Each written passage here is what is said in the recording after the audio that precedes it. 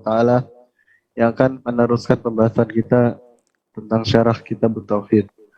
Kemudian salawat dan taslim semoga selalu tercurahkan pada Nabi Muhammad Sallallahu Alaihi Wasallam serta keluarga beliau, para sahabat beliau, hingga umat beliau yang senantiasa meniti sunnahnya hingga akhir zaman kelak. Sebelum kajian ini dimulai, Ana akan membacakan beberapa tata tertib selama kajian berlangsung.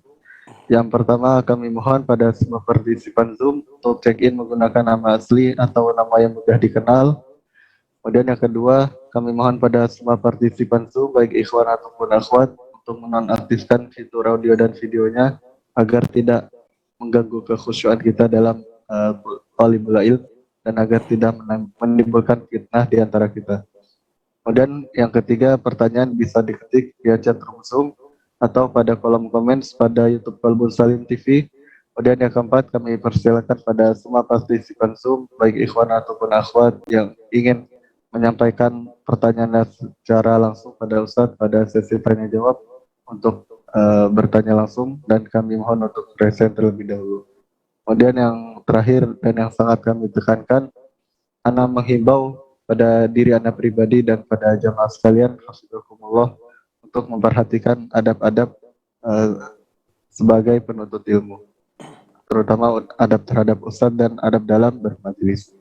Barakallahu fikum majma'in. Mungkin sekian yang dapat Ana sampaikan, dan selebihnya waktu dan tempat kami persilakan pada Al-Ustadz Dr.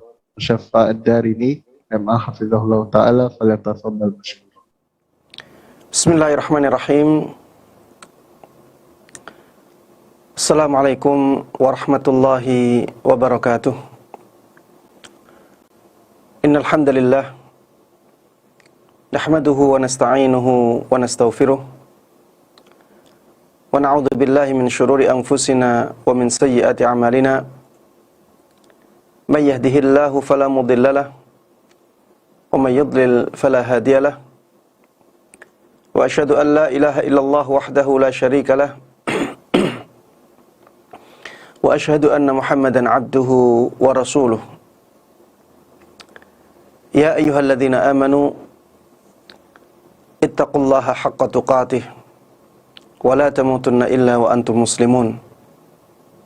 Amma ba'd, fa inna asdaqal hadithi kitabullah wa khairal huda huda Muhammadin sallallahu alaihi wasallam wa syarral umuri muhdatsatuha fa inna kulla muhdatsatin bid'ah wa kulla bid'atin dhalalah wa kulla dhalalatin finnar. Para jemaah sekalian, ikhwati wa akhwati fillah, a'azzani Allah wa iyyakum. Alhamdulillah, pada kesempatan yang berbahagia ini kita dimudahkan oleh Allah Subhanahu wa taala untuk berkumpul dalam majelis yang mulia, yakni majelis ilmu agama. Mudah-mudahan Allah Subhanahu wa taala memberkahi pertemuan kita ini, dan mudah-mudahan Allah Subhanahu wa taala membantu kita dalam melakukan amalan ini benar-benar ikhlas untuk mengharapkan pahala dari Allah Subhanahu wa taala. Amin amin ya rabbal alamin. Tidak lupa salawat dan salam semoga selalu terlimpahkan dan tercurahkan kepada junjungan kita Nabi Agung Muhammad sallallahu alaihi wasallam. Begitu pula kepada seluruh keluarga beliau, seluruh sahabat beliau, dan seluruh kaum muslimin yang mengikuti beliau dan para sahabatnya dengan baik hingga hari akhir nanti. Ikhwati wa akhwati fillah, a'azzani Allah wa iyyakum. Pada kesempatan kali ini kita akan membahas salah satu bab yang dibawakan oleh Syekh Muhammad ibn Abdul Wahhab rahimahullahu ta'ala dalam kitab beliau, Kitab Tauhid, alladhi huwa haqqullah 'alal 'abid. Babu ma jaa'a fi dzabhi li ghairillah. bab yang menjelaskan tentang dalil-dalil yang berkaitan dengan menyembelih untuk selain Allah Subhanahu wa taala. Bab yang menjelaskan tentang dalil-dalil yang berkaitan dengan menyembelih untuk selain Allah Subhanahu wa taala. Bab ini dibawakan oleh Syekh Muhammad Ibn Abdul Wahhab rahimahullahu taala karena termasuk di antara kesyirikan yang banyak sekali menyebar di masyarakat kaum muslimin adalah menyembelih untuk selain Allah Subhanahu wa taala. Sehingga menjadi sangat penting untuk dibahas dan disinggung. Tujuannya bukan untuk menyinggung atau menyakiti hati mereka, tapi tujuannya untuk mengingatkan agar mereka tidak terus terjatuh ke dalam perbuatan yang akan membinasakan mereka selama-lamanya, yaitu menyembelih untuk selain Allah Subhanahu wa ta'ala. Di sana ada orang yang menyembelih untuk jin. Ada orang yang menyembelih untuk penghuni kuburan. Ada orang yang menyembelih untuk penjaga pantai. Ada orang yang menyembelih untuk penjaga goa, penjaga gunung, untuk dewi padi, untuk dewa-dewa tertentu. Ada orang yang menyembelih ketika akan memasuki tempat tertentu. Ada orang yang menyembelih ketika akan menempati tempat tertentu. Ada orang yang menyembelih ketika akan membangun bangunan tertentu, membangun jembatan, dan seterusnya. Jamaah sekalian rahimani rahimakumullah, kalau kita melihat di sekitar kita, tindakan-tindakan seperti ini akan banyak kita dapatkan, banyak kita jumpai. Di zamannya Syekh Muhammad Ibn Abdul Wahhab rahimahullahu ta'ala, yang seperti ini juga banyak dijumpai. Makanya beliau mengingatkan kaum muslimin akan bahaya dari perbuatan ini dengan membuat bab khusus yang menjelaskan masalah ini di kitab beliau, Kitab Tauhid, kitab yang menjelaskan tentang tauhid yang merupakan hak Allah yang wajib ditunaikan oleh para hambanya. Karena ini kitab tauhid, maka di sini harus dijelaskan tentang hal-hal yang mengganggu tauhid seseorang. Jamaah sekalian rahimani wa rahimakumullah,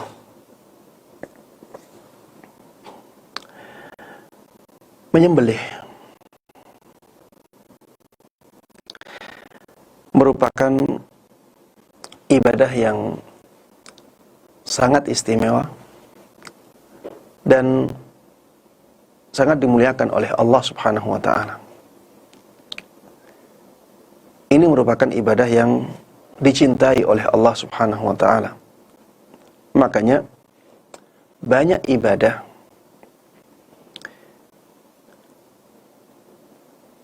yang bentuknya menyembelih. Ya. Kita dapati dalam syariat Islam banyak ibadah yang bentuknya menyembelih hewan. Di sana ada ibadah kurban, Di sana ada ibadah aqiqah atau nasikah. Di sana ada ibadah nazar dengan menyembelih. Di sana juga ada fidyatu adha dalam manasik, ya, orang yang ihram, yang melakukan pantangan ihram, ya, itu ada fidyatu adha. Di sana ada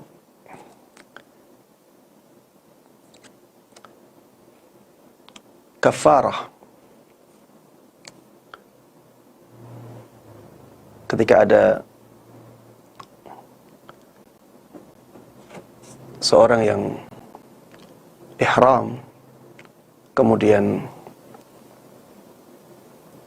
dia berburu hewan, maka ada jaza, fajaza'u mithlu ma qatala minan na'am, ya. Dia harus menyembelih hewan yang sama dengan hewan yang dia buru dari hewan ternak. Di sana ada hadiyu, ya, ada hadiyu untuk haji tamattu, ada hadiyu untuk haji qiran, ya. Ini ibadah-ibadah yang bentuknya menyembelih. Di sana juga ada ibadah menyembelih yang tujuannya agar hewan bisa dimakan, ya. Seperti ketika kita ingin makan ayam, kita harus sembelih dulu. Menyembelih itu ibadah. Makanya ketika kita sengaja tidak mengucapkan tasmiyah saat menyembelih, maka kita tidak boleh memakan hewan yang kita sembelih itu. Allah Subhanahu wa ta'ala mengharamkannya untuk menghalalkan hewan yang disembelih, maka kita harus menyembelihnya dahulu dengan cara yang dituntunkan oleh Allah Subhanahu wa ta'ala, dengan ibadah itu. Ini menunjukkan bahwa ibadah menyembelih itu ibadah yang sangat istimewa, sangat dimuliakan dan dicintai oleh Allah Subhanahu wa ta'ala. Termasuk di antara yang menunjukkan bahwa ibadah menyembelih itu ibadah yang diistimewakan oleh Allah Subhanahu wa ta'ala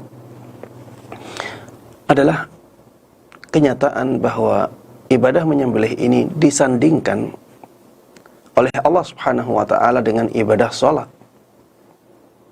Dan kita tahu ibadah salat merupakan ibadah yang sangat istimewa. Ketika ibadah menyembelih, ketika ibadah menyembelih disandingkan oleh Allah Subhanahu wa ta'ala dengan ibadah salat, maka ini menunjukkan bahwa ibadah menyembelih merupakan ibadah yang istimewa. Allah Subhanahu wa ta'ala di dalam surat Al-Kautsar mengatakan, fasalli li rabbika wanhar.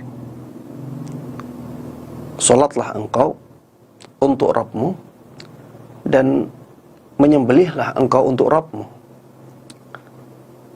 Dalam satu ayat Allah Subhanahu wa ta'ala menyebutkan atau memerintahkan dua ibadah, ibadah salat dan ibadah menyembelih. Kemudian di surat Al-Maidah Allah Subhanahu wa ta'ala berfirman, inna salati wa nusuki wa mahyaya wa mamati lillahi rabbil alamin. Sesungguhnya salatku dan sembelihanku, kehidupanku dan kematianku untuk Allah Rabb semesta alam. Di sini Allah Subhanahu wa ta'ala juga menyandingkan ibadah menyembelih dengan ibadah salat, sehingga itu menunjukkan bahwa ibadah menyembelih merupakan ibadah yang sangat diistimewakan oleh Allah Subhanahu wa ta'ala. Kenapa ibadah menyembelih menjadi istimewa, jemaah sekalian rahimani wa rahimakumullah? Karena di dalam ibadah menyembelih ada pengorbanan harta, ya. Ada pengorbanan harta yang disertai dengan keimanan yang kuat kepada Allah Subhanahu wa ta'ala. Karena di sana ada pengorbanan harta yang disertai dengan keimanan yang kuat kepada Allah Subhanahu wa ta'ala, maka ibadah menyembelih menjadi ibadah yang sangat diistimewakan oleh Allah Subhanahu wa ta'ala. Karena manusia dalam ibadah menyembelih ini mengorbankan sesuatu yang dia cintai, harta. Dan tidak hanya itu, dia korbankan untuk zat yang maha agung, zat yang maha besar, zat yang maha mulia. Karena dorongan keimanan dia dan dorongan mengharapkan pahala dari Allah Subhanahu wa ta'ala. Jamaah sekalian rahimani wa rahmakumullah, di dalam bab ini Syekh Muhammad ibn Abdul Wahhab rahimahullahu ta'ala ingin menjelaskan bahwa menyembelih itu amalan ibadah yang harus dikhususkan untuk Allah saja. Menyembelih adalah amalan ibadah yang harus dikhususkan untuk Allah saja. Sehingga ketika menyembelih ini dilakukan untuk yang lain, maka itu menjadi syirik. Ketika ibadah menyembelih ini dilakukan untuk yang lain, maka dia menjadi amalan kesyirikan. Baik. Kalau kita lihat menyembelih hewan secara umum, maka kita bisa bagi menjadi dua. Ada ibadah menyembelih, ada menyembelih yang niat utamanya adalah untuk makan dagingnya. Ya. Ada menyembelih yang niat utamanya adalah untuk memakan dagingnya.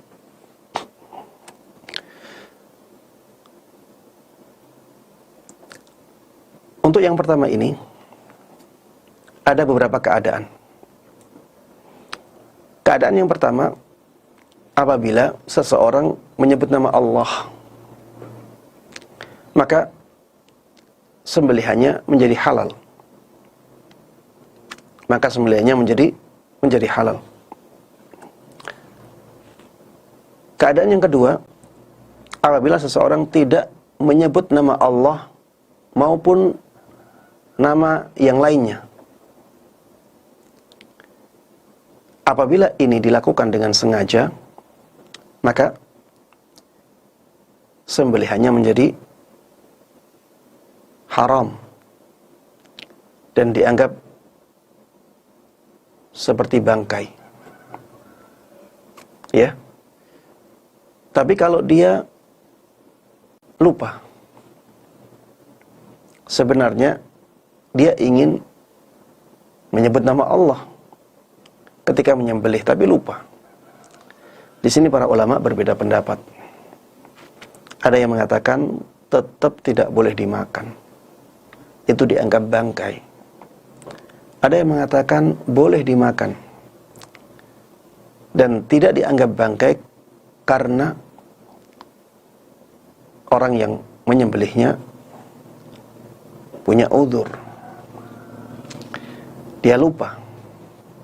Dan Allah Subhanahu wa ta'ala mengampuni kesalahan seseorang yang lupa ketika melakukannya. Ya. Ketika seseorang melakukan kesalahan karena lupa, Allah Subhanahu wa ta'ala mengampuni kesalahan tersebut.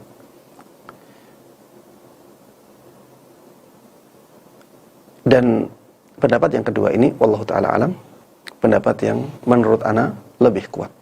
Ya.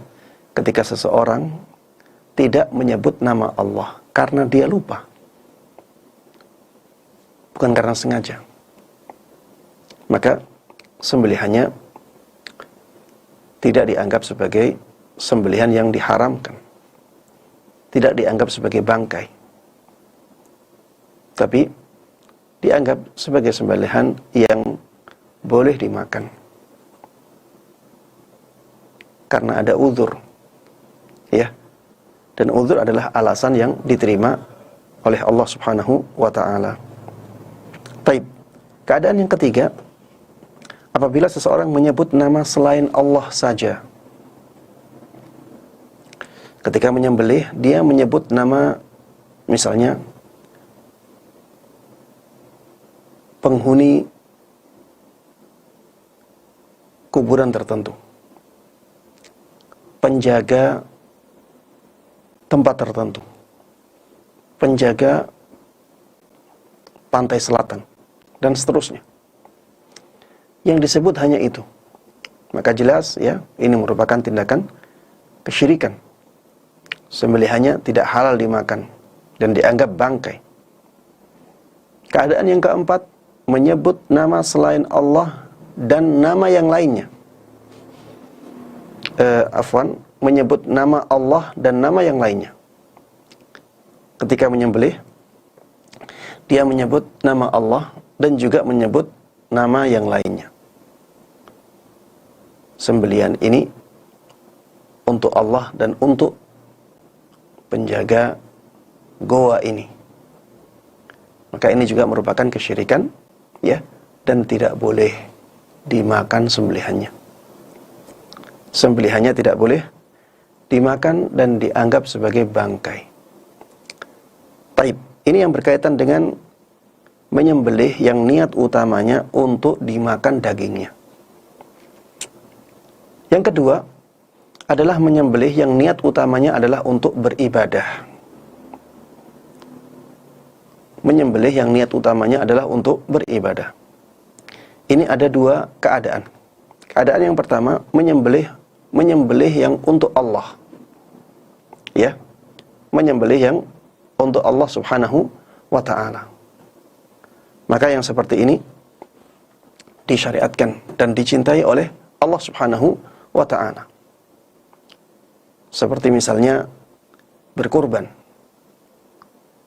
Melakukan ibadah kurban, yang paling inti di situ adalah menyembelihnya. Adapun halalnya makanan dari hasil ibadah kurban untuk orang yang berkorban dan yang lainnya, maka ini tujuan kedua. Tujuan pertama adalah untuk mempersembahkan hewan itu kepada Allah Subhanahu wa ta'ala. Maka ini menyembelih yang tujuan utamanya adalah untuk beribadah. Contoh lain, ya, seperti ibadah akikah. Ibadah akikah juga demikian. Ini menyembelih yang tujuan utamanya adalah untuk beribadah. Contoh lain seperti menyembelih hadyu.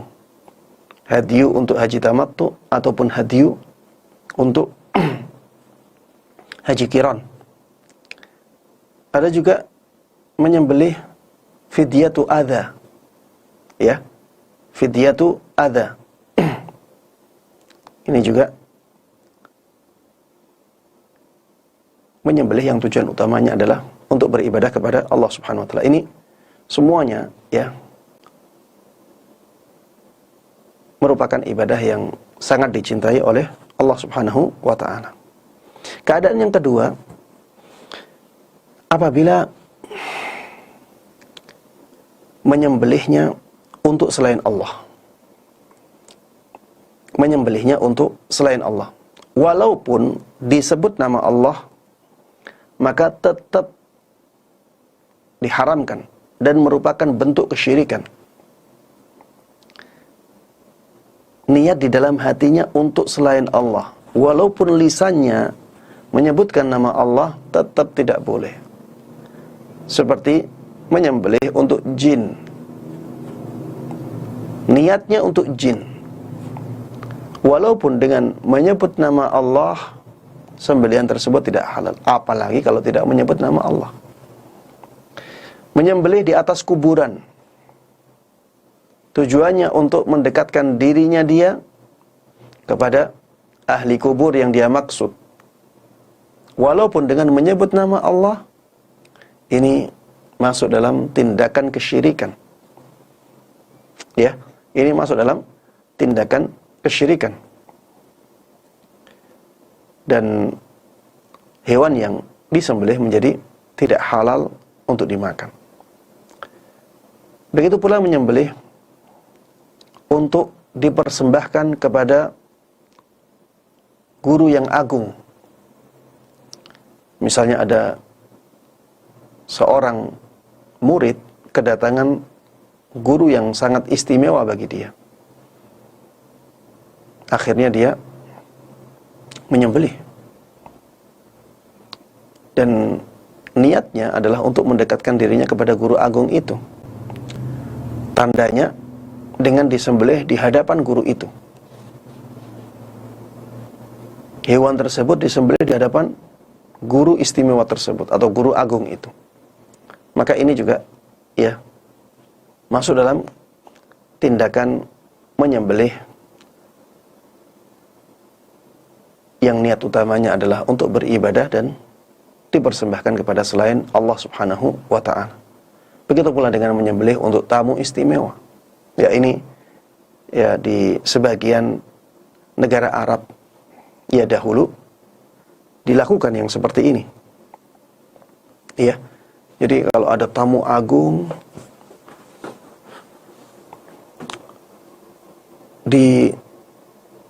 dihadirkan hewan-hewan yang istimewa-istimewa.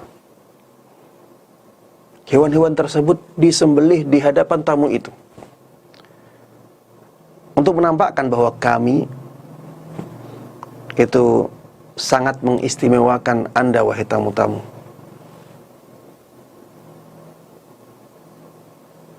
Yang seperti ini ya tidak dibolehkan. Ini disebutkan oleh Syekh Muhammad Ibn Salih Al-Utsaimin rahimahullahu ta'ala. Karena tujuannya adalah untuk mendekatkan diri pelakunya kepada orang-orang tersebut.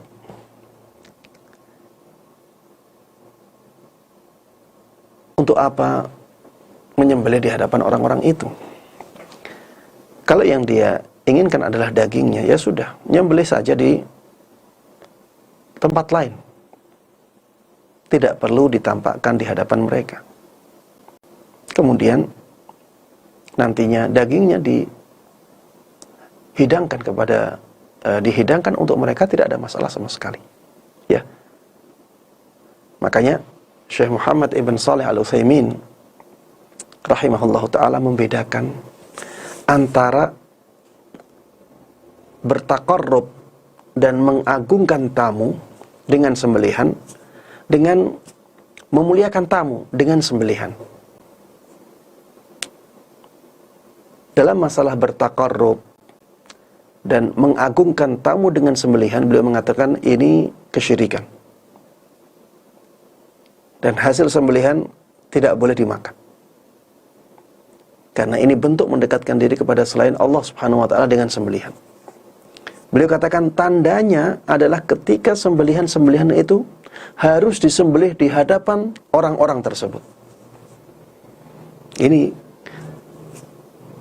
tanda bahwa sembelihan tersebut digunakan untuk bertaqarrub dan mengagungkan orang yang datang.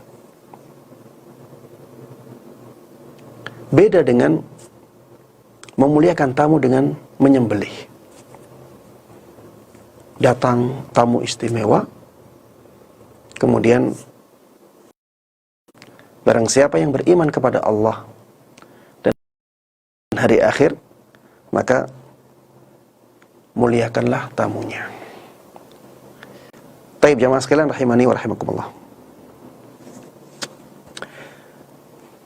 Di dalam bab ini, yaitu bab tentang menyembelih untuk selain Allah Subhanahu wa ta'ala, Syekh Muhammad Ibn Abdul Wahhab rahimahullahu ta'ala menyebutkan 4 dalil.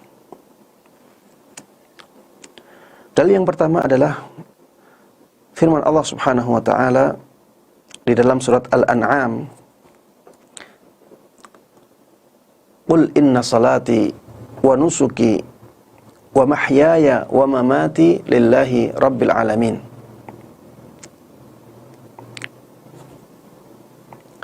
La syarikalah wa bidzalika umirtu wa ana awwalul muslimin. Katakanlah wahai Muhammad, ini ayat Makkiyah, ya. Ini termasuk di antara surat yang diturunkan ketika Rasulullah sallallahu alaihi wasallam berada di kota Makkah atau sebelum hijrah. Dan ketika ayat ini ayat Makkiyah, maka maksud dari ayat ini adalah katakanlah wahai Muhammad kepada orang-orang musyrikin itu. Katakanlah wahai Muhammad kepada orang-orang musyrikin itu. Inna salati, sesungguhnya salatku, wa nusuki, dan sembelihan-sembelihanku, wa mahyaya wa mamati lillahi rabbil alamin, kehidupan dan kematianku adalah untuk Allah, Rabb semesta alam. La syarikalah, tidak ada sekutu baginya. Tidak ada sekutu baginya. Di sini, ya, sangat jelas ayat ini menunjukkan bahwa salat itu harus dilakukan untuk Allah. Dan ketika salat dilakukan untuk selain Allah, maka yang terjadi adalah kesyirikan. Begitu pula dengan menyembelih. Menyembelih itu untuk Allah. Sehingga ketika menyembelih dilakukan untuk selain Allah, maka jadinya kesyirikan. Karena Allah Subhanahu wa taala mengatakannya demikian, sesungguhnya salatku dan menyembelihku itu untuk Allah, Rabb semesta alam. Tidak ada sekutu baginya. Tidak ada sekutu baginya. Berarti kalau kita salat untuk selain Allah, kita berarti menyekutukan Allah. Begitu pula dengan menyembelih. Ketika kita menyembelih untuk selain Allah, berarti kita menyekutukan Allah Subhanahu wa ta'ala.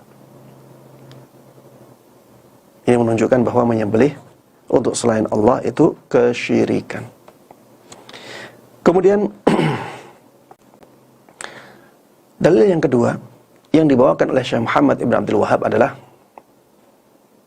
firman Allah Subhanahu wa ta'ala di surat Al-Kautsar. Allah berfirman, "Fasalli li rabbika wanhar." Maka salatlah engkau wahai Muhammad untuk Rabbmu. Wanhar, dan menyembelihlah engkau wahai Muhammad, ai li rabbik, maksudnya adalah untuk Rabbmu. Sebagaimana salat diperintahkan untuk dilakukan karena Allah, maka menyembelih juga demikian. Rasulullah sallallahu alaihi wasallam diperintahkan untuk menyembelih karena Allah Subhanahu wa ta'ala, bukan karena yang lain. Menyembelih untuk Allah, bukan untuk yang lainnya. Sebagaimana salat itu harus dilakukan untuk Allah, maka menyembelih juga demikian harus dilakukan untuk Allah. Sebagaimana salat ketika dilakukan untuk selain Allah menjadi kesyirikan, maka menyembelih juga demikian. Ketika dilakukan untuk selain Allah, maka jadinya kesyirikan. Baik. Dalil yang ketiga yang menunjukkan bahwa menyembelih untuk selain Allah Subhanahu wa ta'ala adalah perbuatan yang sangat terlarang adalah hadis yang diriwayatkan dari sahabat Ali ibn Abi Thalib radhiyallahu taala anhu. Beliau mengatakan, haddatsani Rasulullah sallallahu alaihi wasallam bi arba'i kalimat. Telah menyampaikan hadis kepadaku Rasulullah sallallahu alaihi wasallam dengan 4 perkataan, dengan 4 kalimat. 4 kalimat. Kalimat di sini maksudnya adalah perkataan yang sempurna. Perkataan yang sempurna, seperti misalnya syahadatain, ya. Syahadatain itu disebut sebagai kalimat syahadat. Intinya bahwa kalimat di sini adalah sebuah ungkapan yang sempurna, yang memahamkan. Sahabat Ali ibn Abi Thalib mengatakan, Rasulullah sallallahu alaihi wasallam pernah mengabarkan kepadaku 4 kalimat. Kalimat yang pertama, la'anallah man dhabaha li ghairillah. Allah melaknat siapapun yang menyembelih untuk selain Allah. Allah melaknat siapapun yang menyembelih untuk selain Allah. Laknat, kalau itu datangnya dari Allah Subhanahu wa ta'ala, maksudnya adalah ib'adu rahmatillah. Maksudnya adalah menjauhkan seorang hamba dari rahmat Allah. Ketika dikatakan Allah melaknat si fulan, berarti Allah menjauhkan rahmatnya dari si fulan. Dan rahmat Allah adalah sesuatu yang sangat kita butuhkan. Seorang hamba apabila tidak diberikan rahmatnya Allah Subhanahu wa ta'ala, maka pasti dia binasa. Pasti dia binasa. Karena kita hidup itu dengan rahmat Allah. Kita hidup itu dengan kasih sayang Allah. Nikmat Allah itu bagian dari rahmatnya. Makanya, ya, ketika ada laknat dari Allah Subhanahu wa ta'ala, itu menunjukkan bahwa amalan tersebut atau perbuatan tersebut adalah perbuatan yang masuk dalam kategori dosa besar. Semua perbuatan yang dilaknat oleh Allah Subhanahu wa ta'ala atau dilaknat oleh Rasulnya, maka itu masuk dalam kategori dosa besar. Ini kalimat yang pertama, la'anallah man dhabaha li ghairillah. Laknat Allah atas orang yang menyembelih untuk selain Allah. Mungkin ada yang bertanya, Ustadz, tadi dikatakan menyembelih untuk selain Allah itu kesyirikan. Kok ini dikatakan dosa besar? Jawabannya adalah bahwa yang dimaksud dengan dosa besar ini adalah kesyirikan. Kesyirikan itu termasuk di antara dosa besar. Bukankah Rasulullah sallallahu alaihi wasallam dalam sebuah sabdanya pernah mengatakan, ala unabbi'ukum bi akbaril kabair?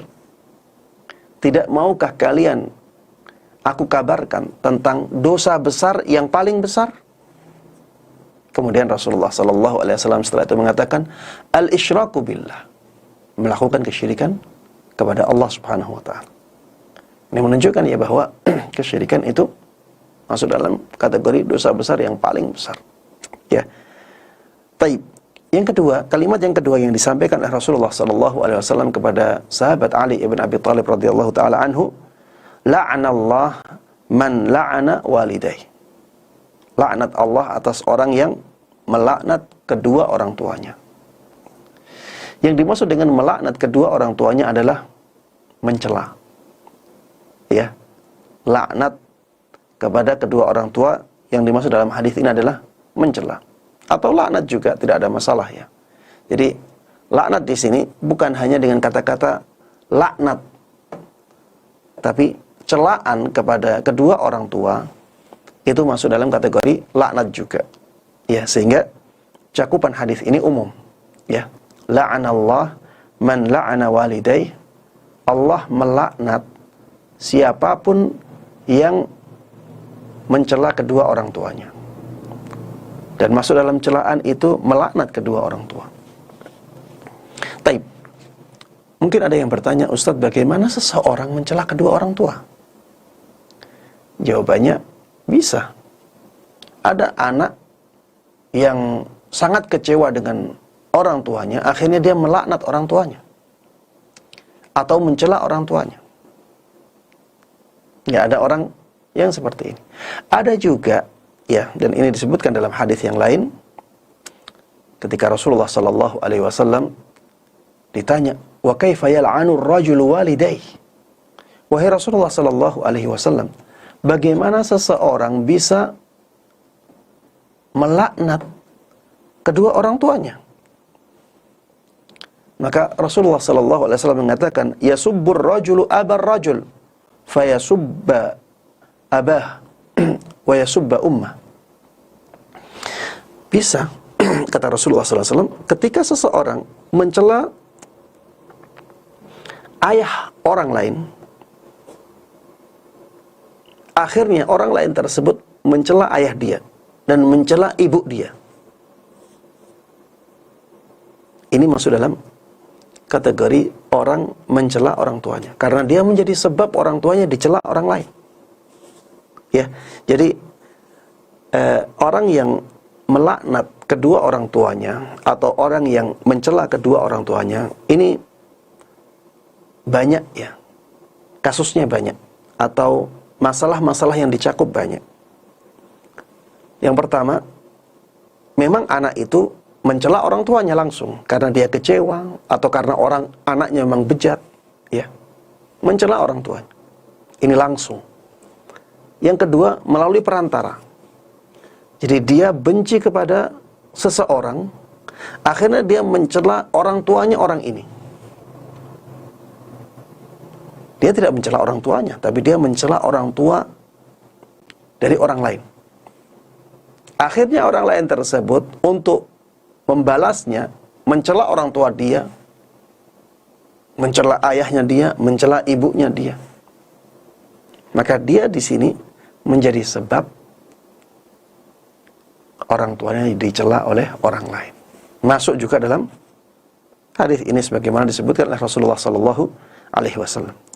Kemudian kalimat yang ketiga yang disampaikan oleh Rasulullah sallallahu alaihi wasallam kepada sahabat Ali ibn Abi Thalib radhiyallahu taala anhu, la'anallah man awa muhditha. Allah melaknat orang yang melindungi orang yang melakukan ihdath. Melindungi orang yang melakukan ihdath.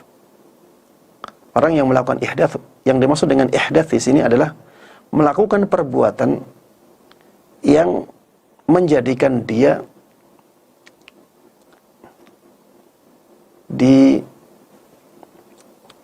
menjadikan dia harus ditangkap dan diberi hukuman. Ya, seperti misalnya dia melakukan perampokan. Orang yang melakukan perampokan harus ditangkap dan diberikan hukuman. Orang yang melakukan penjamretan, orang yang melakukan pembunuhan, dan seterusnya. Ini yang dimaksud dengan ihdath di sini. Ya, memang ada banyak penafsiran, ya, apa yang dimaksud dengan ihdath di sini. Ada yang mengumumkan, ya, semua orang yang melakukan bid'ah dan semua orang yang melakukan kejahatan yang besar, ini dimasukkan semuanya ke dalam hadis ini. Tapi wallahu ta'ala alam, karena ini tentang laknat, ya, Anda melihat yang masuk dalam ihdath di sini adalah perbuatan-perbuatan yang besar, ya, sehingga dia mendatangkan laknat.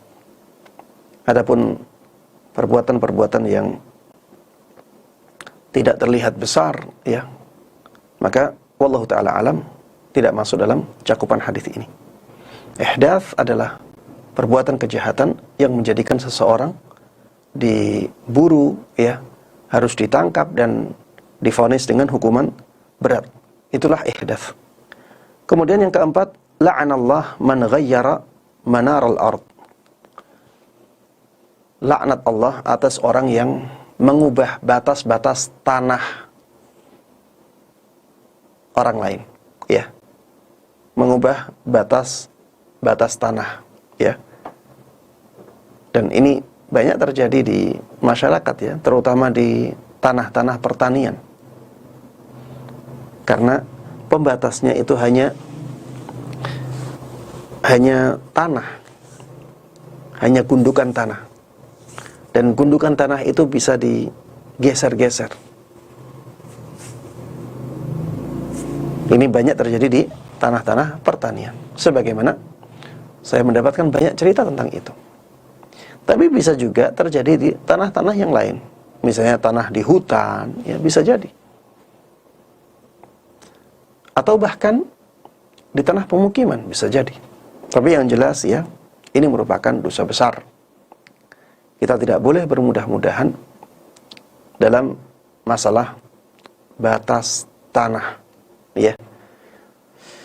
Jangan sampai kita mengubah batas tanah hanya untuk mendapatkan beberapa meter.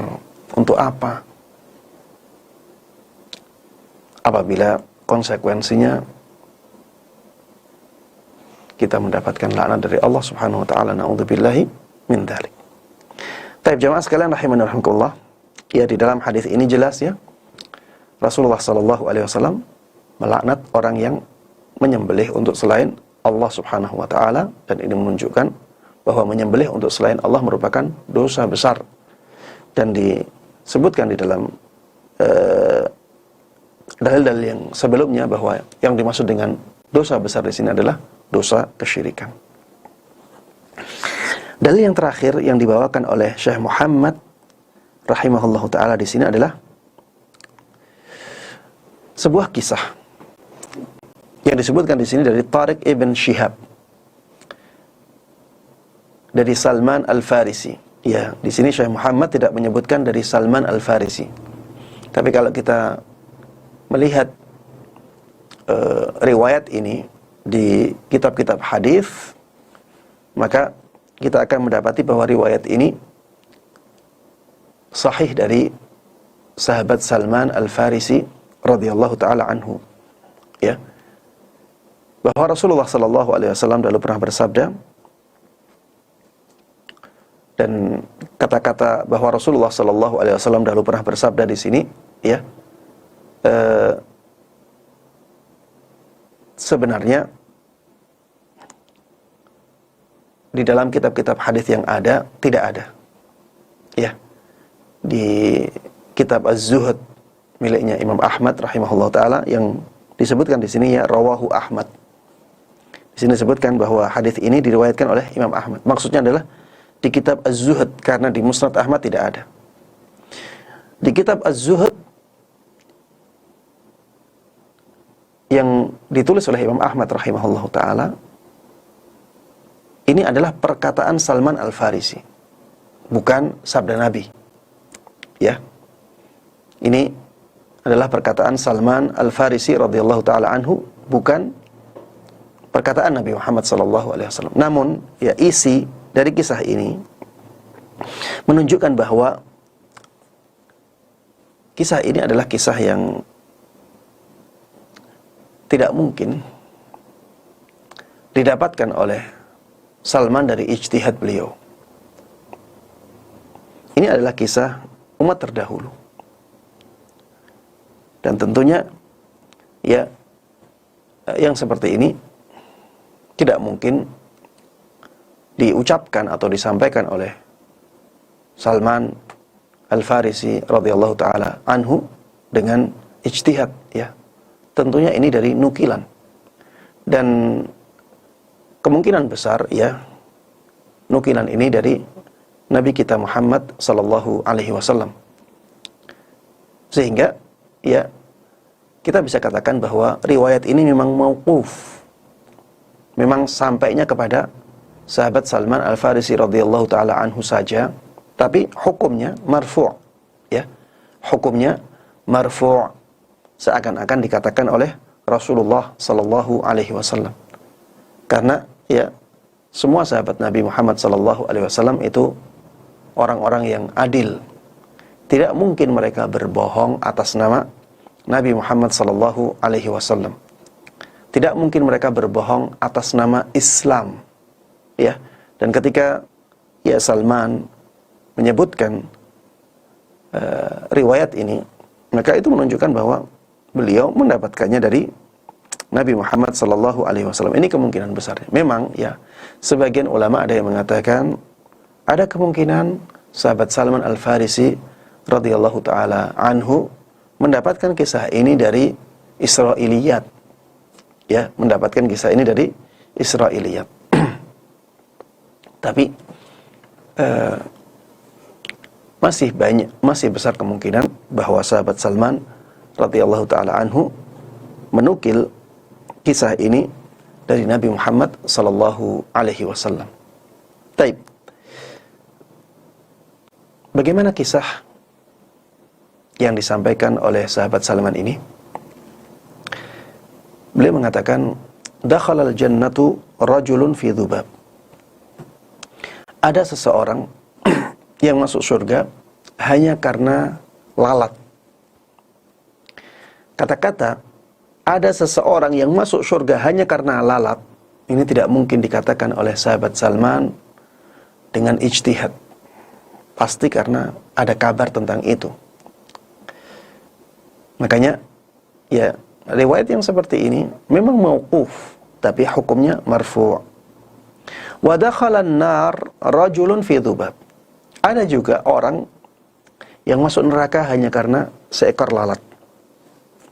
Qalu wa kaifa dzalika ya Rasulullah.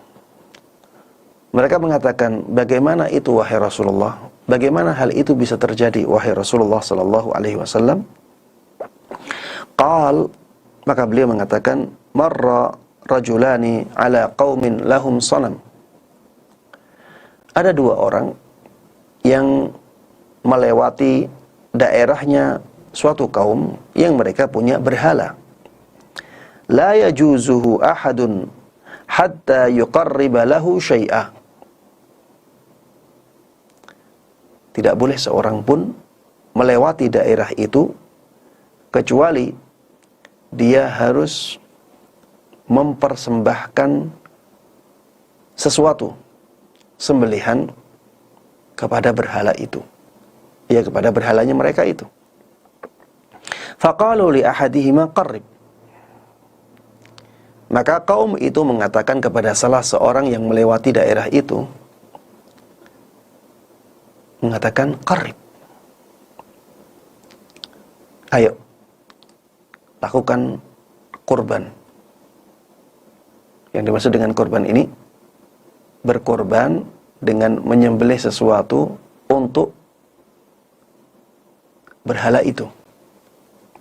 Qarrib, lakukan ibadah kurban untuk mendekatkan dirimu kepada berhala. Qala laisa indi syai'un uqarrib. Orang ini mengatakan, aku tidak punya sesuatu yang bisa aku persembahkan untuk berhala itu sebagai bentuk ibadah kurban. Qalu lahu qarrib walau dhubaba. Faqarraba dhubaba fakhallu sabilahu fadakhala an-nar. Mereka mengatakan kepada orang ini, lakukanlah ibadah kurban dengan menyembelih hewan walaupun dengan seekor lalat. Walaupun dengan seekor lalat. Akhirnya orang ini berkurban dengan seekor lalat. Ya, dia menyembelih lalat untuk dipersembahkan kepada berhala itu. Akhirnya apa? Orang-orang itu, akhirnya kaum itu membolehkan dia untuk melewati daerahnya. Fadakhalan nar. Tapi orang itu akhirnya masuk neraka. Ya, orang yang menyembelih lalat, seekor lalat saja untuk berhala itu, akhirnya masuk neraka. Tentunya masuk nerakanya karena sembelihannya itu. Karena di sini Rasulullah SAW sedang menjelaskan tentang amalan orang tersebut, kemudian mengatakan orang itu masuk neraka. Sehingga kita bisa memahami bahwa masuknya dia neraka adalah karena tindakan dia menyembelih lalat itu. Wa qalu lil akhar qarrib. Kemudian kaum itu mengatakan kepada orang yang kedua yang melewati daerahnya mereka, lakukan ibadah kurban. Lakukan ibadah kurban dengan menyembelih apapun untuk berhala kami ini. Faqal ma kuntu liuqarriba li ahadin syai'an dunallahi azza wa jalla. Aku tidak akan melakukan ibadah kurban kepada seorang pun dengan apapun kecuali kepada Allah Subhanahu wa taala. Aku tidak akan berkorban dengan apapun untuk siapapun kecuali untuk Allah Azza wa Jalla. Fadarabu unuqah. Akhirnya mereka membunuh orang itu. Orang yang kedua akhirnya dibunuh. Fadakhalal jannah. Maka akhirnya orang tersebut masuk ke surga. Jemaah sekalian rahimani rahimakumullah, kisah ini ya ada beberapa redaksi yang disebutkan oleh Syekh Muhammad di sini mendahulukan orang yang selamat dan mengakhirkan orang yang dibunuh. Selamat karena dia berkorban dengan lalat, dibunuh karena tidak mau berkorban dengan lalat untuk berhala mereka. Di dalam riwayat yang lain yang menurut ana lebih masuk akal ya, orang yang pertama itu orang yang tidak mau berkorban. Orang yang pertama, orang yang tidak mau berkorban untuk berhala itu. Akhirnya kaum tersebut ya menyembelih orang itu. Akhirnya kaum tersebut yang membunuh orang tersebut. Orang yang kedua ketakutan. Orang yang kedua melihat temannya disembelih, ketakutan. Akhirnya berkorban, ya terpaksa. Dengan apa? Dengan seekor lalat.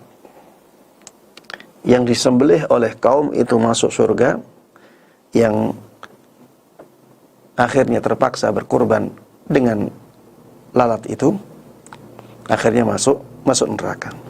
Taib. Jamaah sekalian rahimani wa rahimakumullah. Hadis ini ya menunjukkan bahwa berkorban dengan menyembelih hewan untuk selain Allah Subhanahu wa taala ini merupakan kesyirikan. Ini merupakan kesyirikan dan bisa menjadikan seseorang masuk ke neraka, na'udzubillahi min dzalik, untuk selama-lamanya. Karena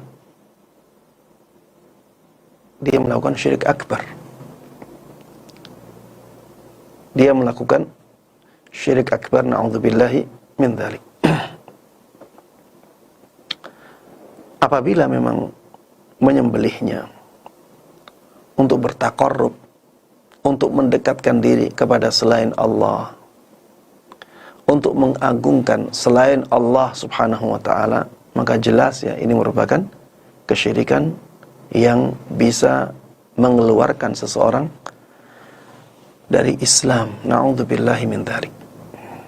Maka berhati-hatilah jemaah sekalian rahimani wa rahimakumullah dalam masalah menyembelih.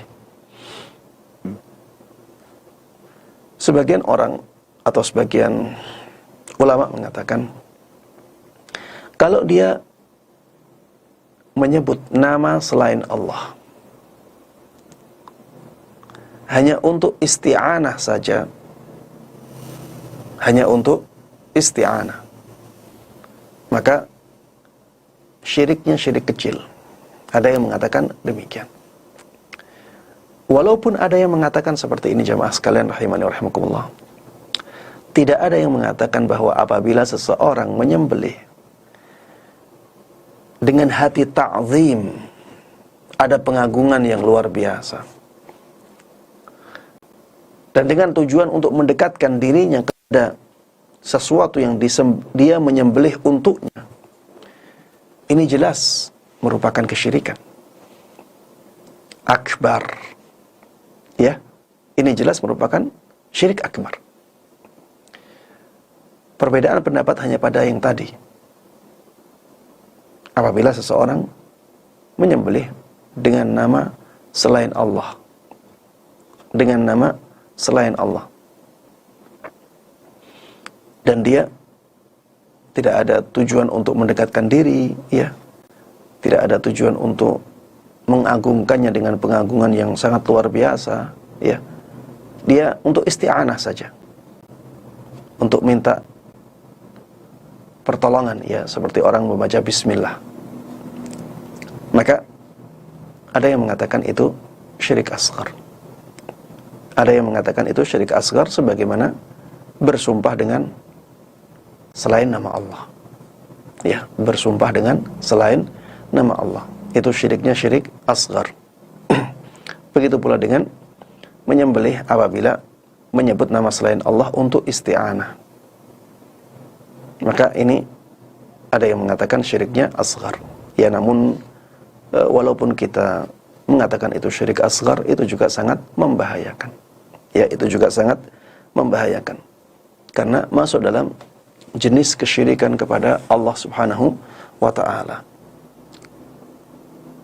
Dan kesyirikan-kesyirikan dalam masalah menyembelih yang terjadi di masyarakat kita, ya, kebanyakan bukan isti'anah, bukan. Ya, kebanyakan tujuannya adalah untuk mempersembahkan sesuatu sembelihan kepada selain Allah, yang masuk dalam kategori syirik akbar tadi. Kebanyakan seperti itu, dan ini menjadikan kita harusnya lebih bersemangat untuk menyampaikan hal ini kepada saudara-saudara kita, agar mereka tidak terjatuh ke dalam kesyirikan, ya. Sebagaimana saya contohkan tadi, banyak, ya, ada orang hanya karena ingin membangun rumah, dia takut kepada jin yang sebelumnya ada di tempat itu, karena dikabari dukun-dukun, di situ bahaya loh, di situ pusarnya jin. Kalau kamu ngotot bikin rumah di situ, harus nyembelih untuk jin-jin itu. Akhirnya dia nyembelih untuk jin itu. Ini walaupun dia menyembelihnya dengan nama Allah, tetap saja niatnya Allah tahu itu kesyirikan, dan kesyirikan akbar. Ada yang karena bangun jembatan aja, bangun jembatan, takut kepada jin, akhirnya nyembelih kerbau. Ini jelas kesyirikan, ini syirik akbar. Ada yang menyembelih sapi untuk penghuni goa, untuk penjaga gunung, untuk penguasa pantai. Dan ini semuanya, ya, termasuk syirik akbar, ya. Na'udzubillahi min dzalik. Baik, jemaah sekalian rahimani wa rahimakumullah, dalam kisah yang disebutkan oleh sahabat Salman Al-Farisi radhiyallahu taala anhu, ada banyak pelajaran ya. Pelajaran yang pertama ya dalam masalah menyembelih untuk selain Allah Subhanahu wa taala ini, yang menjadi patokan bukanlah kuantitas ataupun kualitas yang disembelih, tapi yang menjadi patokan adalah ketundukan hati seseorang kepada selain Allah Subhanahu wa ta'ala. Dan ketundukan hati dia dalam bertaqarrub kepada selain Allah Subhanahu wa ta'ala. Lihatlah dalam kisah tersebut, yang dipersembahkan hanya seekor lalat. Ya, hanya seekor lalat. Bukan 2 lalat atau 3 lalat. Seekor lalat. Dari sisi kuantitas hanya sedikit. Hanya 1. Dari sisi kualitas juga, lalat itu untuk apa? Apa harganya lalat? Lalat tidak ada harganya sama sekali. Siapa yang jual lalat? Tidak ada harganya. Dan lalat juga hewan yang tidak disukai oleh manusia. Dari sisi kualitas, lalat itu tidak berkualitas sama sekali. Tidak ada yang senang dengan lalat. Tapi lihat ketika dijadikan sebagai sarana untuk menyembelih untuk selain Allah Subhanahu wa ta'ala, jadinya sesuatu yang luar biasa pengaruhnya, menjadikan seseorang kekal di neraka, na'udzubillahi min dzalik. Makanya ya, jika lalat saja bisa seperti itu akibatnya, bagaimana dengan hewan-hewan yang dipilih dan hewan-hewan yang diistimewakan untuk dikurbankan? Ketika akan bangun jembatan ya, cari sapi yang istimewa. Sapinya sudah mahal, istimewa lagi. Tidak hanya 1 sapi, sampai 5 kepala sapi. Tentunya ya ini jauh lebih parah ya. Jauh lebih parah. Makanya ya jangan sepelekan masalah kesyirikan dalam menyembelih ini. Kemudian di dalam kisah itu juga disebutkan orang tersebut masuk surga karena menghindari kesyirikan dan masuk neraka karena melakukan kesyirikan di akhir hidupnya. Ini menunjukkan bahwa amalan seseorang itu sangat dipengaruhi oleh amalan penutupnya. Kehidupan seseorang itu sangat dipengaruhi oleh amalan yang menutup kehidupan dia. Makanya selama kita masih hidup ya, jangan sampai kita ujub. Jangan sampai kita merasa aman. Kita belum tahu amalan kita ditutup dengan amalan apa. Kita belum tahu kehidupan kita akan ditutup dengan amalan apa. Maka ya teruslah memohon kepada Allah Subhanahu wa ta'ala husnul khatimah. Teruslah berusaha menjadi orang-orang yang baik dalam kehidupan dunia ini.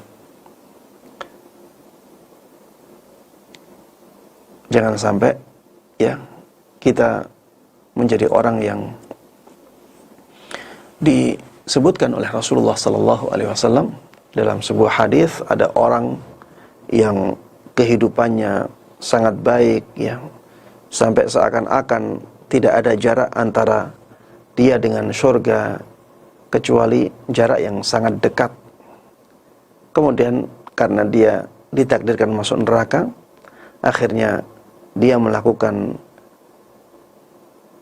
amalan ahli neraka dan ditutup dengan amalan tersebut, dan jadilah dia ahli neraka. Jangan sampai kita menjadi orang-orang yang seperti itu, na'udzubillahi min dzalik. Baik jamaah sekalian rahimani rahimakumullah, inilah dalil-dalil yang dibawakan oleh Syekh Muhammad rahimahullahu taala. Kemudian Syekh Muhammad menutup bab ini dengan menyebutkan masalah-masalah seperti biasanya ya. Maksudnya beliau di sini menyebutkan faedah-faedah yang bisa diambil dari dalil-dalil yang disebutkan oleh beliau dalam bab ini. Masalah yang pertama adalah tafsiran dari firman Allah Subhanahu wa taala, "Qul inna salati wa nusuki." Katakanlah bahwa sesungguhnya salatku dan ibadah menyembelihku. Sesungguhnya salatku, ibadah salatku dan ibadah menyembelihku. Ya, nusuk di situ artinya menyembelih. Tafsiran dari nusuk di situ adalah ibadah menyembelih. Taib. Masalah yang kedua, tafsir qaulihi ta'ala fasalli li rabbika wanhar. Salatlah engkau untuk Rabbmu wahai Muhammad dan menyembelihlah. Maksudnya adalah menyembelihlah untuk Rabbmu. Inilah tafsirannya. Ya. Menyembelihlah untuk Rabbmu. Sehingga tidak boleh menyembelih untuk selain Allah Subhanahu wa ta'ala. Dan ketika salat dilakukan untuk selain Allah jadi syirik, maka menyembelih juga demikian. Ketika dilakukan untuk selain Allah jadinya kesyirikan. Masalah yang ketiga, al-bada'atu bila'nati man dzabaha li ghairillah.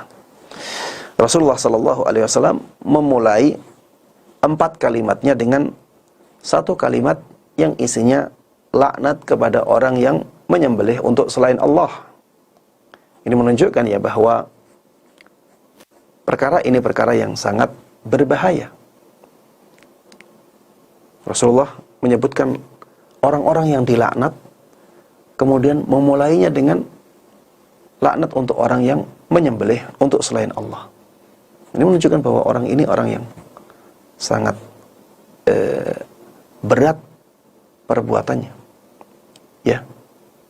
Karena Rasulullah sallallahu alaihi wasallam memulai dengan orang tersebut. Kemudian yang keempat, la'nu man la'ana walidayh.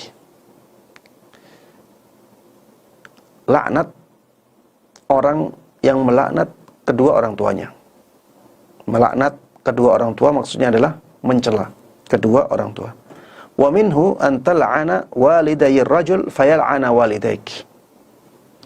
Dan termasuk di antara contohnya adalah ketika engkau melaknat kedua orang tua orang lain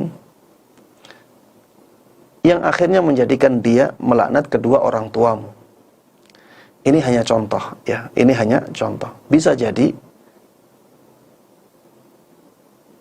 kasusnya memang anak yang bejat dan dia mencela, mengumpat orang tuanya langsung. Bisa jadi seperti itu.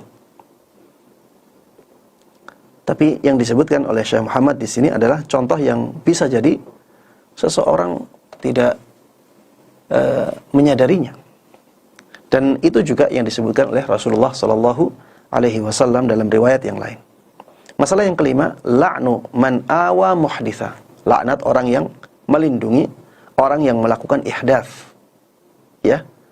Laknat bagi orang yang melindungi orang yang melakukan ihdats. Apa itu ihdats? Siapa orang yang melakukan ihdats? Di sini disebutkan wa huwa ar-rajul yuhditsu syai'an yajibu fihi haqqullah fayaltaji'u ila man yujiruhu min dzalik. Yaitu orang yang melakukan sesuatu yang karenanya akhirnya ada hak Allah yang wajib ditegakkan atas dia. Ya seperti qisas. Ya, seperti qisas.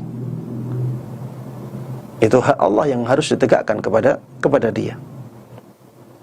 Atau misalnya orang yang melakukan kekacauan di sebuah negeri, atau orang yang melakukan pemberontakan, orang yang melakukan penjamretan, perampokan dan seterusnya, itu menjadikan ada hak Allah yang harus ditegakkan atas dia. Orang yang melindungi orang-orang seperti ini, dia dilaknat oleh Allah Subhanahu wa ta'ala. Yang keenam, la'nu man ghayyara manarul ard. Ya, laknat orang yang mengubah batas-batas tanah. Wahiyal marasim allati tufarriqu baina haqqika minal ardi wa haqqi jarik fatughayyiruha bitaqdimin aw ta'khir. itu adalah batas-batas yang menjadi pembeda antara hakmu, ya, tanah yang menjadi hakmu dengan tanah yang menjadi hak tetanggamu. Ketika ini diubah, ya, bisa diubah untuk diajukan, bisa diubah untuk diakhirkan, maka tindakan mengubah ini mendatangkan laknat, dan itu merupakan dosa besar. Taib. Yang ketujuh, as-sabi'ah, al-farqu baina la'nil mu'ayyan wa baina la'ni ahli al-ma'asi ala sabilil umum. Adanya perbedaan antara melaknat orang secara khusus, secara individu, dengan melaknat ahli maksiat secara umum. Ya, ini seperti takfir, ya, vonis kafir, ada tafsik, vonis fasik. Ini memang harus dibedakan, ya, antara mengkafirkan atau memfasikkan atau melaknat orang secara individu dengan melaknat orang atau pelaku maksiat secara umum. Kalau melaknat orang secara individu, ini tidak dibolehkan, kecuali yang dilaknat oleh Allah dan Rasulnya.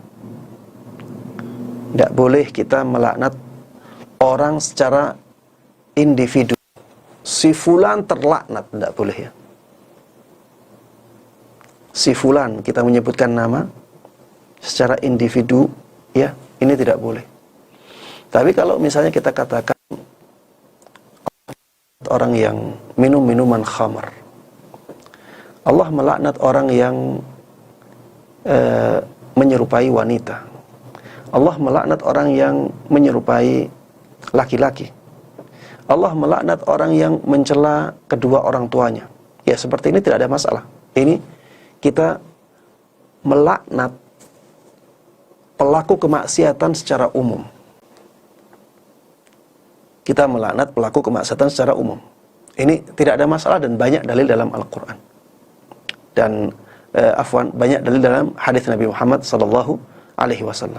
Begitu pula di dalam Al-Quran ada, ya, ala la'natullahi 'alal zalimin. Ingat-ingatlah laknat Allah atas orang-orang yang zalim.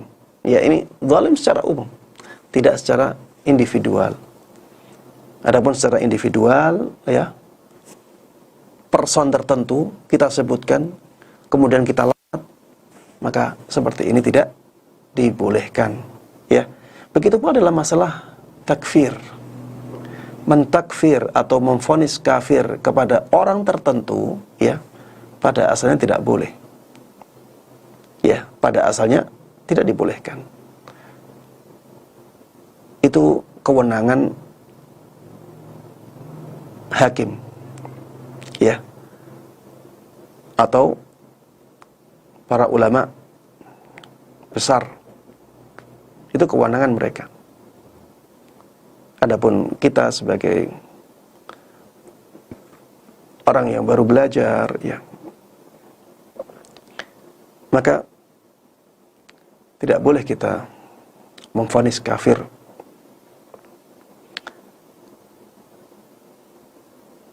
kepada person tertentu. Kalau memvonis kafir kepada pelaku kemaksiatan atau kepada pelaku kemaksiatan yang bisa mengeluarkan seseorang dari Islamnya secara umum, maka tidak ada masalah. Wa man lam yahkum bima anzalallah fa ulaika humul kafirun. Ya, seperti itu tidak ada masalah. Barang siapa yang tidak berhukum dengan hukum Allah, maka mereka adalah orang-orang yang kafir. Ya, seperti ini tidak ada masalah. Ini secara umum, ya, tidak secara person tertentu. Dalam hal seperti itu banyak ayat-ayat yang menjelaskannya, banyak juga hadis-hadis yang menjelaskannya. Tapi untuk memvonis kafir orang tertentu, maka ini jangan sampai kita lakukan apabila posisi kita sebagai orang awam atau posisi kita sebagai penuntut ilmu, ya, itu bukan kewenangan kita.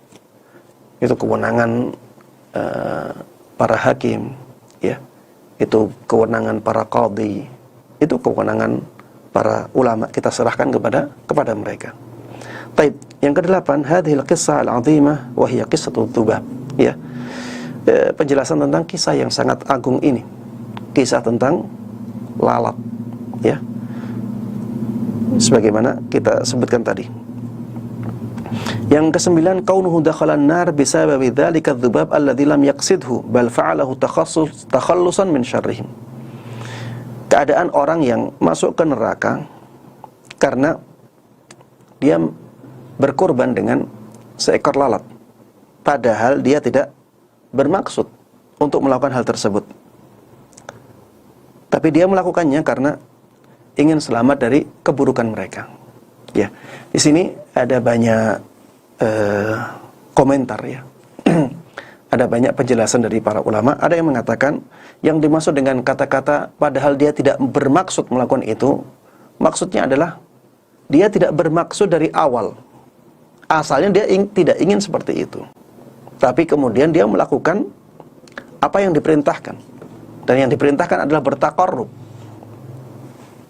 Akhirnya dia melakukannya seperti yang mereka inginkan. Akhirnya dia terjatuh ke dalam kesyirikan besar. Ada yang membawa perkataan Syekh Muhammad ke makna ini. Jadi yang dimaksud dengan kata-kata padahal dia tidak bermaksud melakukannya, itu di awalnya. Setelah itu dia melakukannya dengan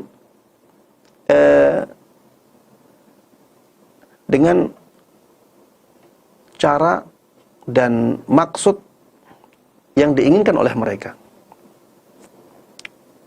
sehingga akhirnya dia terjatuh ke dalam kesyirikan besar, kesyirikan akbar. Ada yang mengatakan, ya, tidak bisa dikatakan ini tidak bermaksud, ya, tidak bisa dikatakan ini tidak bermaksud, tapi memang dia bermaksud, tapi karena dipaksa, dia dipaksa. Mungkin ada yang bertanya, Ustaz, dipaksa, kenapa masih dimasukkan ke neraka? Jawabannya adalah, ini adalah syariat umat terdahulu. Jadi dalam syariat umat terdahulu, ketika seseorang melakukan kemaksiatan atau kesyirikan karena paksaan, tetap dia tidak boleh melakukannya. Berbeda dengan di syariat kita, illa man ukriha wa qalbuhu mutmainnun bil iman. Di dalam syariat kita, ketika seseorang melakukan kemaksiatan atau kesyirikan karena paksaan, dia boleh melakukannya. Yang penting hatinya tetap iman, tidak goyah.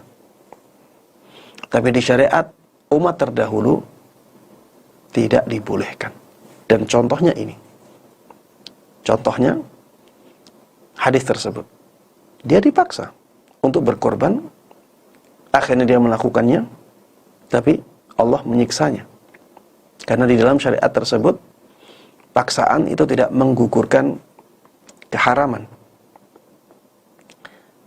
Adapun di syariat kita, ya, paksaan bisa menggugurkan keharaman. Taib, dan ini merupakan rahmat Allah, ya, di dalam syariat kita. Rabbana la tu'akhidna in nasina aw akhtana. Rabbana wa la tuhammilna ma la taqata lana bih. Rabbana wa la tahmil alaina isran kama hamaltahu ala alladziina min qablina. Rabbana wa la tuhammilna ma la taqata lana bih. Dalam doa-doa tersebut Allah jawab, ya, dengan mengatakan qad fa'altu. Aku telah melakukan hal tersebut. Maksudnya Allah memperkenankan doa kaum mukminin itu. Sehingga, ya, tidak ada sesuatu yang sangat memberatkan dalam syariat kita, dan kita patut bersyukur, ya, atas nikmat Allah yang sangat besar dalam syariat ini. Taib. Yang ke-10, ma'rifatu qadri syirk fi qulubil mu'minin, kaifa sabara dzalika 'ala al-qatli wa lam yuwafiqhum 'ala talabihim ma kaunihim lam yatlubu illa al-amal adh-dhahir. Mengetahui bahwa kesyirikan di hati kaum mukminin itu sesuatu yang sangat luar biasa buruknya. Makanya orang yang ada dalam kisah itu yang tidak mau melakukan kesyirikan, dia bisa bersabar. walaupun akhirnya dia harus dibunuh. Itu menunjukkan bahwa kesyirikan itu sangat buruk di hati dia. Kalau kesyirikan dianggap biasa di hati dia, maka dia akan melakukannya. Karena dia hanya dipaksa untuk berkorban dengan seekor lalat. Tapi karena dia menganggap bahwa kesyirikan itu sangat luar biasa keburukannya, makanya dia tidak melakukan hal tersebut walaupun nyawanya melayang. Dan kita juga harusnya demikian, jamaah sekalian rahimani wa rahimakumullah. Kita harus memandang bahwa kesyirikan itu sesuatu yang sangat buruk sekali. Lebih buruk daripada perzinaan, lebih buruk daripada pembunuhan, lebih buruk daripada pencurian dan seterusnya. Karena kesyirikan itu adalah dosa besar yang paling besar dan paling dibenci oleh Allah Subhanahu wa ta'ala. Ya, tidak seperti keadaan sebagian orang yang menganggap kesyirikan itu sesuatu yang remeh, temeh. Itu hanya budaya kok, tidak ada masalah. Itu bukan kesyirikan, padahal kesyirikan yang nyata. Ya. Adapun ketika ada pembunuhan, dianggap itu sangat besar sekali.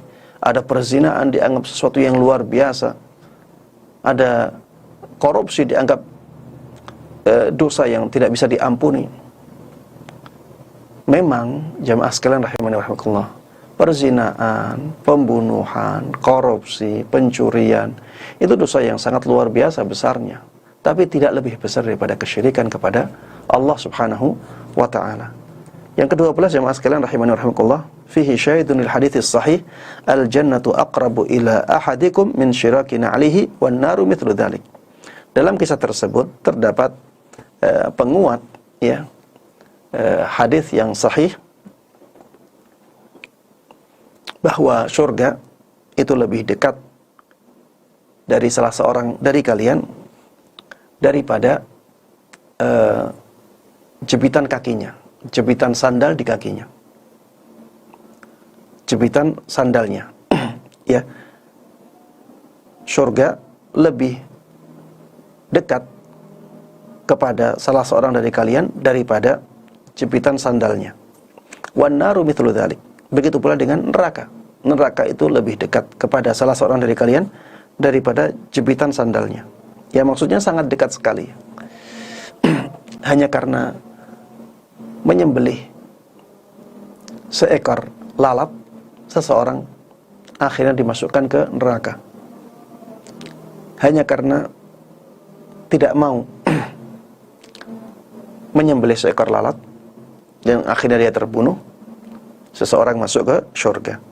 Yang ke-13, ma'rifatu anna 'amal al-qalbi huwa al-maqsudul 'azam hatta 'inda 'abadatil asnam. Mengetahui bahwa perbuatan hati itulah yang menjadi maksud paling agung. Itulah yang menjadi tujuan utama. Sampai di tengah-tengah para penyembah berhala. Sampai menurut orang-orang yang menyembah berhala pun demikian. Amalan hati itulah yang menjadi penentu. Di sini ya kita harusnya sadar ya bahwa hati kita harus sangat kita perhatikan. Kita harus sangat memperhatikan hati kita. Dan amalan-amalan hati harus kita nomor satukan. Jangan sampai kita lebih memperhatikan amalan lahir daripada amalan batin. Karena amalan batin ini jauh lebih penting daripada amalan lahir. Ya, salat ya misalnya. Jangan sampai kita hanya memperhatikan lahirnya saja. Tapi perhatikan kekhusyuan kita ketika salat. Perhatikan ketundukan hati kita kepada Allah ketika sholat. Perhatikan bagaimana kita merasa merendahkan diri kita di hadapan Allah Subhanahu wa ta'ala ketika sholat. Itu sangat penting dan itu akan sangat mempengaruhi pahala ibadah sholat kita. Baik jamaah sekalian rahimani wa rahimakumullah, ini yang bisa saya sampaikan dalam kesempatan kali ini. Mudah-mudahan bermanfaat dan diberkahi oleh Allah Subhanahu wa ta'ala. Amin amin ya rabbal alamin. Sallallahu wasallam wa baraka ala nabiyina Muhammadin wa ala alihi wa sahbihi wa man tabi'ahum bi ihsan ila yaumiddin walhamdulillahi rabbil alamin. Untuk selanjutnya ya kita masuk sesi tanya jawab. Barakallahu fikum. Insyaallah. Taufikum barakallah. Jazakumullahu khairan wa barakallahu fikum. Kami sampaikan pada Ustaz Dr. Musyafa' Darini MA Hafizahullah Ta'ala atas materi yang telah disampaikan. Semoga dapat bermanfaat bagi kita semua dan dapat kita amalkan di dunia ini dan jadi ladang pahala kita di akhirat. Pertanyaan pertama, Bismillah. Afwan izin bertanya Ustadz, bagaimana hukumnya kita memakan daging sembelihan orang-orang ahli kitab? Barakallahu fikum. Baik. Iya, pada asalnya daging sembelihan ahlul kitab itu dihalalkan. Pada asalnya demikian. Hal ini berdasarkan firman Allah Subhanahu wa taala di dalam surat Al-Maidah, wa ta'amul ladzina utul kitaba hillul lakum wa ta'amukum hillul lahum. Sembelihan orang-orang ahlul kitab itu dihalalkan untuk kalian dan sembelihan kalian juga dihalalkan untuk mereka. Ini apabila kita tidak mengetahui apakah mereka membaca tasmiyah atau menyebut nama Allah ataukah tidak. Apakah mereka menyebut nama Nabi Isa ataukah tidak. Kalau kita tidak tahu, kembalikan ke hukum asal ini. Kembalikan ke hukum asal bahwa sembelihan mereka halal.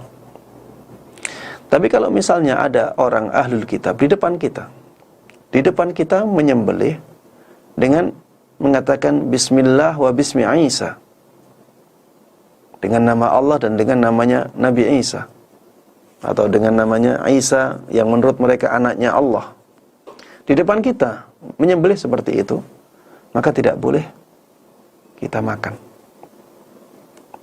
Tidak boleh kita makan. Kenapa? Karena ada sesuatu yang menjadikan sembelihannya tidak halal. Dan kita benar-benar lihat di depan kita, nyata di depan kita. Karena ahlul kitab tidak lebih baik daripada seorang muslim. Kalau ada seorang muslim di depan kita mengatakan seperti itu, apakah sembelihannya halal kita makan? Jawabannya tidak. Apalagi dia ahlul kitab mengatakan seperti itu.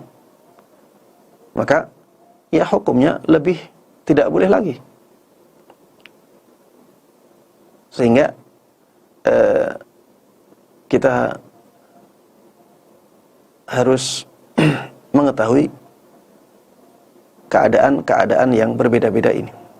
Kalau kita tidak tahu, kita tidak lihat, dan itu sembelihan ahlul kitab, maka di sana ada firman Allah Subhanahu wa taala yang umum, wa ta'amul ladzina utul kitaba hillul lakum. Sembelihan orang ahlul kitab itu dihalalkan untuk kalian. Ini secara umum. Tapi kalau ada kasus-kasus seperti tadi, maka kita harus memberikan hukum sesuai dengan kasus itu, kasus yang tertentu itu. Kita lihat dia hanya menyebut Bismi Isa, hanya menyebut namanya Nabi Isa saja. Tidak boleh kita makan. Sebagaimana seorang muslim ketika dia menyembelih hanya menyebut nama penghuni laut tertentu, sembelihannya menjadi bangkai. Ya, wallahu a'lam.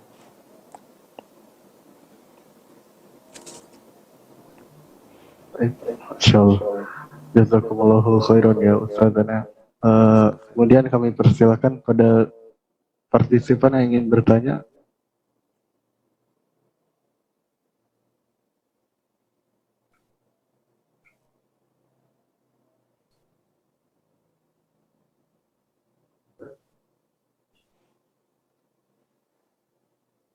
Mungkin pertanyaan selanjutnya Ustaz.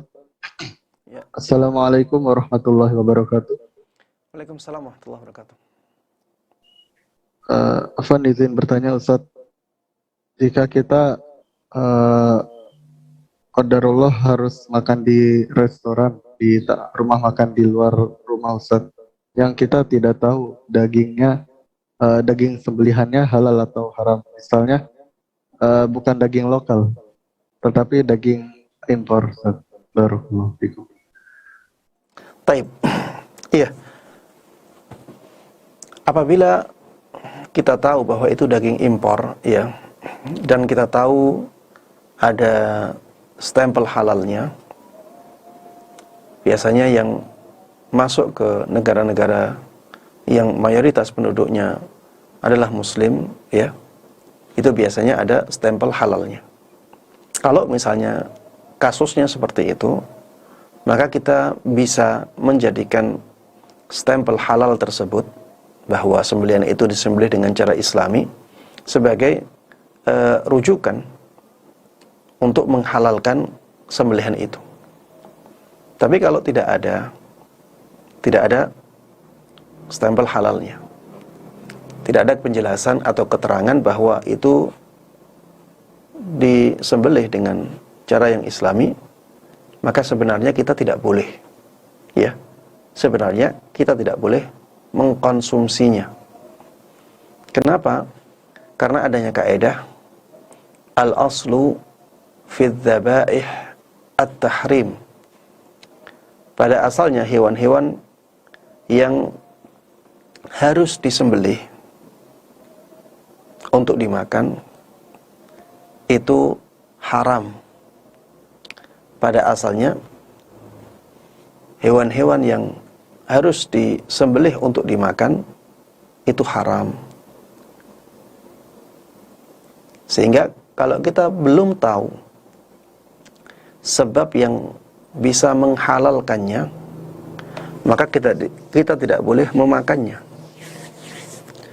Saya misalkan, ya, kalau misalnya daging tersebut tidak ada tulisan halalnya, tapi kita tahu kebanyakan daging yang ada di daerah kita itu dari lokal,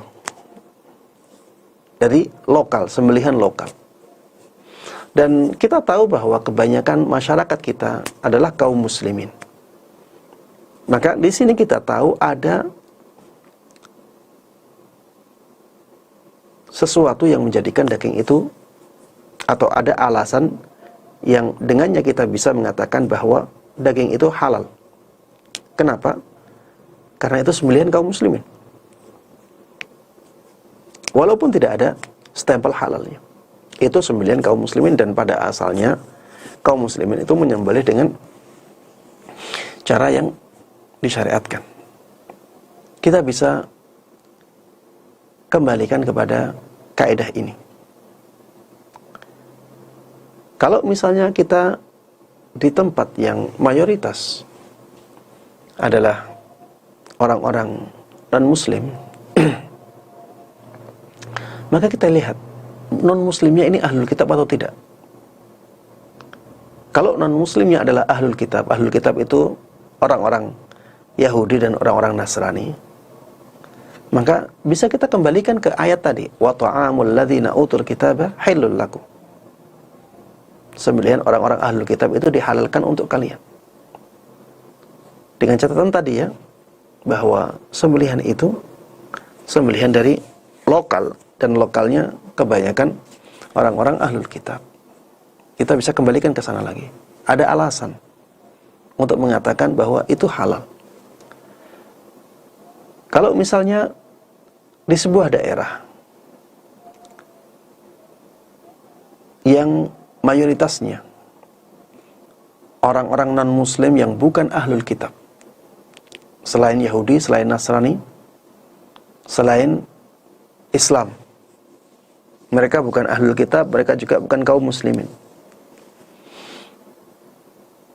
kita tidak punya alasan untuk menghalalkannya. Kita tidak boleh makan daging-daging yang ada di situ. Misalnya tidak ada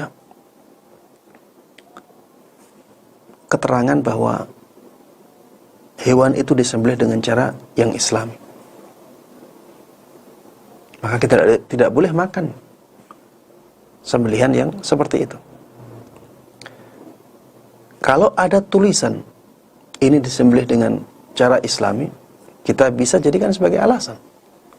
Atau misalnya pemilik rumah makan mengatakan, sembelihan yang ada di sini, di rumah makan ini, kita sembelih sendiri dan kita muslim, atau kita sembelih dengan cara yang islami.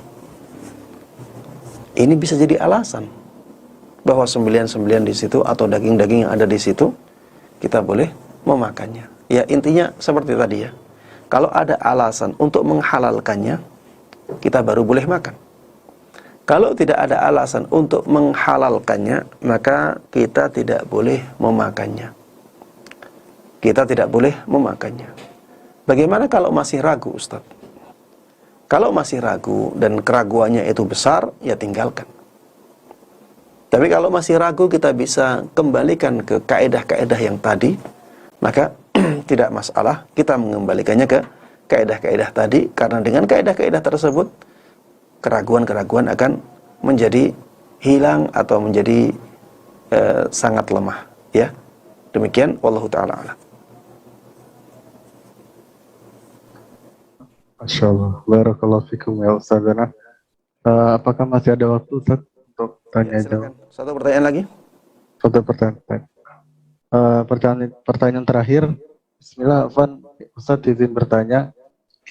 Saya pernah makan di suatu negeri yang mayoritas Muslim, sehingga ada majelis ulama di sana. Tetapi pada suatu hari ana dikejutkan karena pada pagi harinya ada menu makanan yang ternyata di dalam menu itu ada daging hewan yang diharamkan dalam Islam. Apakah saya berdosa karena hal tersebut atau makan di restoran tersebut? Barakallahu. Diulangi pertanyaannya.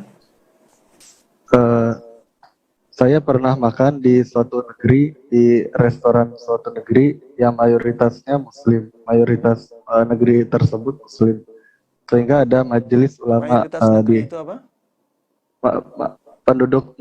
penduduk mayoritas di negeri tersebut Muslim, beragama Islam. Nah, Muslim.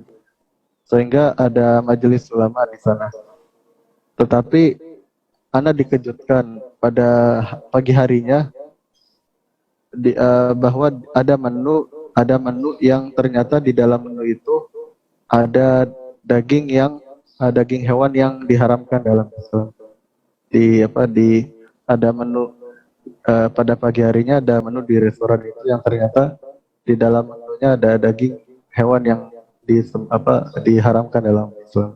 Apakah saya berdosa karena hal tersebut? Karena makan di restoran tersebut? Baru. Iya. Ini ya, saudara kita ini melakukan kesalahan, tapi karena ketidaksengajaan ya, karena ketidaktahuan. Anda melihat ketidaktahuannya tersebut bisa menggugurkan dosanya atau bisa menjadikan kesalahannya dimaafkan oleh Allah Subhanahu wa taala. Karena Allah Subhanahu wa taala mengatakan walaisa 'alaikum junahun fima akhta'tum bih. Tidak ada dosa atas kalian pada kesalahan-kesalahan yang kalian tidak sengaja dalam melakukannya. Rabbana la tu'akhidna in nasina aw akhta'na. Wahai Rabb kami, jangan Engkau hukum kami ketika kami lupa dan ketika kami tidak sengaja. Salah maksudnya adalah tidak sengaja. Ya, dan Allah katakan qad fa'altu, aku telah mengabulkan permintaan itu. Tadi dalam pertanyaan disebutkan asalnya tidak tahu di restoran tersebut berada di daerah yang mayoritasnya kaum muslimin, dan itu bisa menjadi sandaran bagi dia untuk bisa makan di restoran itu. Tapi ternyata tidak sesuai dengan perkiraan dia, tidak sesuai dengan asumsi dia. Ternyata ada masakan-masakan yang diharamkan di sana. Maka ketika keadaannya seperti itu, ya berarti yang kemarin tidak ada masalah. Dia tidak tahu. Untuk yang kedepannya lagi, maka dia harus berhati-hati. Dia tidak boleh makan di restoran itu lagi. Karena dikhawatirkan makanan-makanan tersebut ya tercampur dengan daging-daging yang diharamkan. Demikian wallahu taala alam. Baik, Masya Allah. Jazakumullahu khairan wa barakallahu fikum. Kami sampaikan pada Ustaz Dr. Musyafa'an Darini, MA Hafizallahu Ta'ala, atas materi yang telah disampaikan dan jawaban yang telah dijelaskan. Semoga dapat bermanfaat bagi kita semua di dunia dan di akhirat, dapat menambah ilmu yang bermanfaat bagi kita dan dapat kita amalkan di kehidupan kita sehari-hari dan dapat menambah semangat kita untuk menuntut ilmu syar'i ini, terutama ilmu tentang akidah dan tauhid. Dan kita berdoa pada Allah, semoga Allah segera angkat pandemi COVID-19 ini dari muka bumi, agar kita dapat beribadah dengan tenang dan tanpa ada rasa takut sedikit pun, dan tanpa menggunakan masker dan lain sebagainya. Barakallahu fikum ajma'in. Mungkin sekian kajian yang dapat disiarkan, kurang lebihnya kami mohon maaf. Nah, sebagai host mengundurkan diri, marilah kita tutup dengan doa kafaratul majlis. Subhanakallahumma wa bihamdika, asyhadu an la ilaha illa anta, astaghfiruka wa atubu ilaik. Barakallahu fikum ajma'in. Wassalamualaikum warahmatullahi wabarakatuh. Jazakumullah khairan ya ustazana. Wa jazakum khairan, hayakumullah. Hayakumullah.